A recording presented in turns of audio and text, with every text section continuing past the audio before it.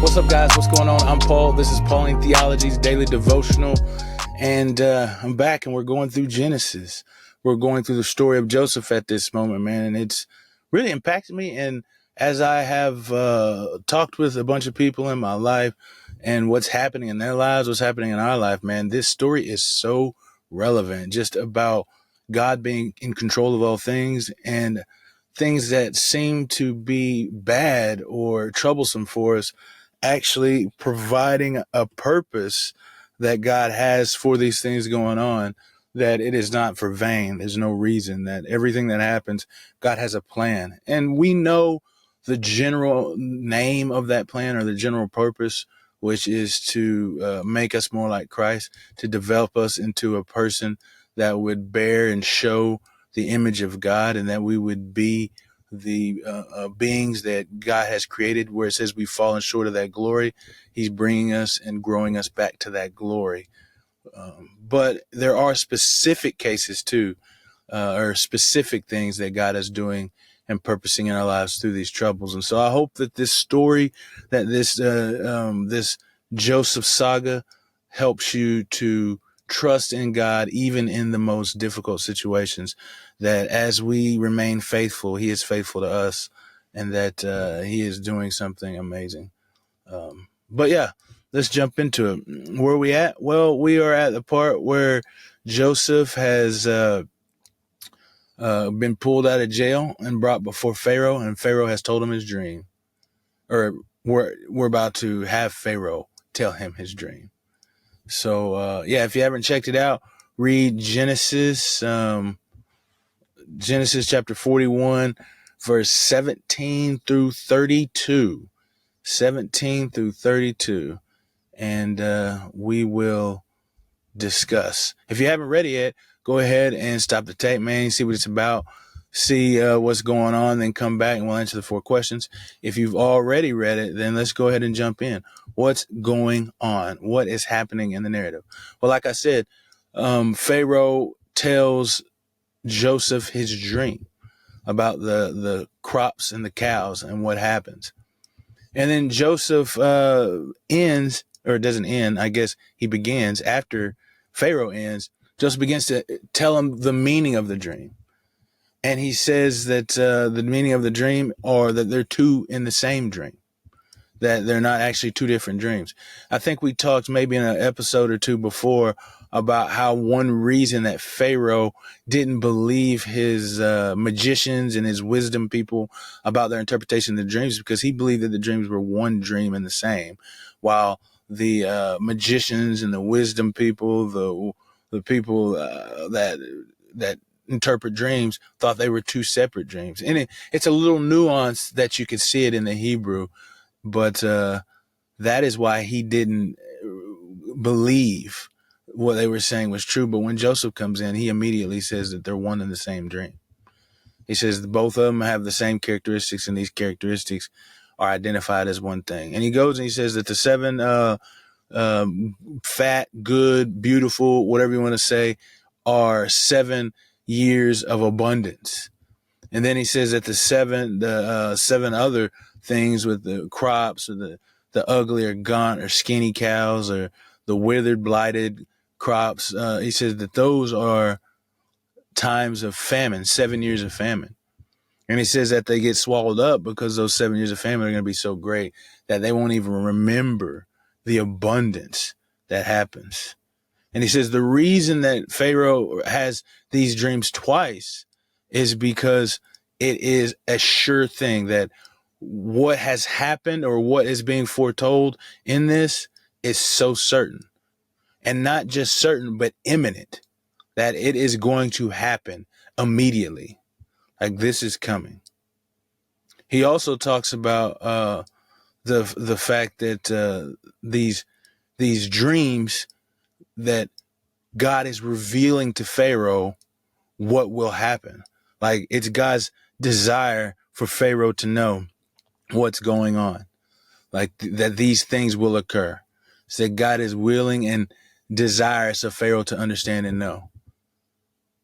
And so he tells all of these things to to Pharaoh about this. And one thing I believe that is nuanced as well is in the scriptures, it says Ha Elohim. And what this means is not just God as in general or a title for who Yahweh is, but is speaking specifically about the God.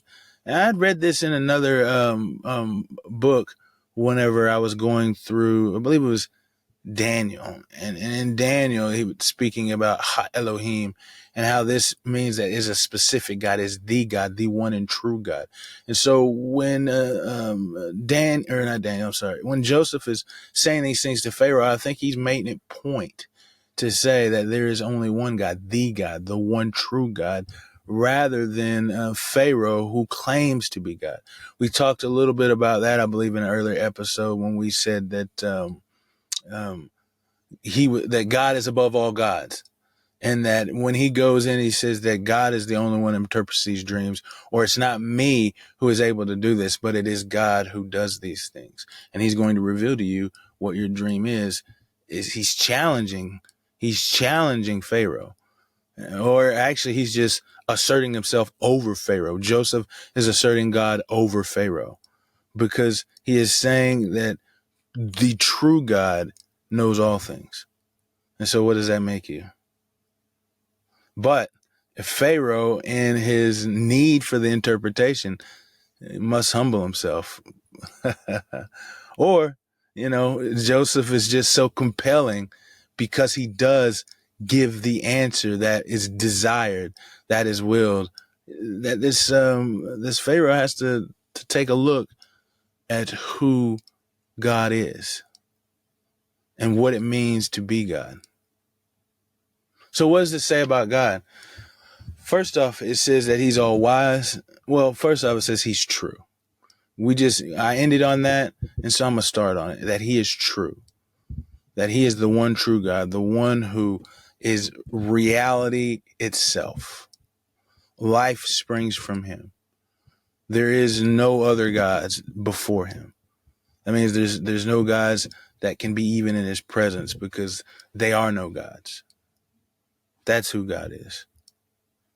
But he's also wise, and that he understands and knows and discerns the best way to do things. Because you see, what happens is that God reveals these things to Pharaoh. It says that God is revealing these things to Pharaoh. That's what Joseph says.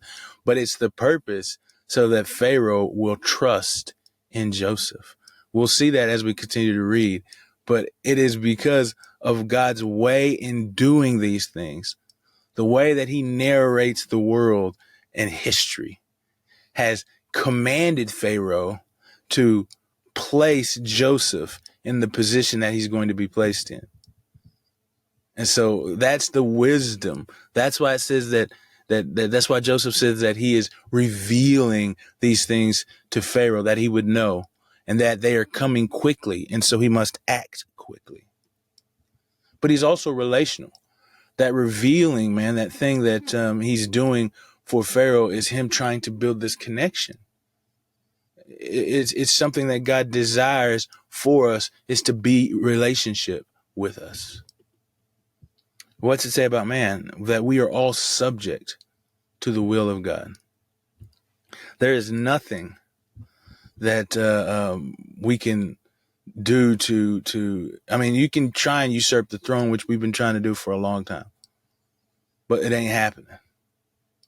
It ain't happening. We're all subject to his will. The highest person in the world at that time, Pharaoh, it still has to be subject to what God desires. And fortunately for him, is God desires for the salvation of people. And so he is using Pharaoh as a mechanism for good so that the world might be saved.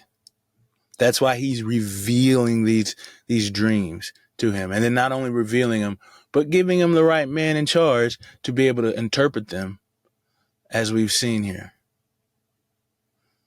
How do we apply these truths to our lives? Well, if God wants to make known his plans and purposes to us in a relational way, and then we understand that we're subject to these purposes in our lives, man, let's humble ourselves and let's seek his plan. He wants us to make known. He wants to make known these things. And I said earlier in the podcast that we know some general things that when things go on in our lives, what God's purpose is for those. His purpose is for us to be like him, to look like him, to act like him, to demonstrate his love to the world. And so there are things specifically he has written in his scriptures for us to read and understand and to do. But I also do believe, just as Joseph came to know, it's not going to be this way all the time, obviously. But I do believe that there are things that go on that God desires for us to know the specific purpose and plan that's going on so that we can act it out in our lives, that we can live it out in our lives. And so seek that plan. What is it today? Look through his word, pray by his spirit, and seek what it is that God desires for you to do in your life. I thank you guys for listening, and I'll see you in the next episode.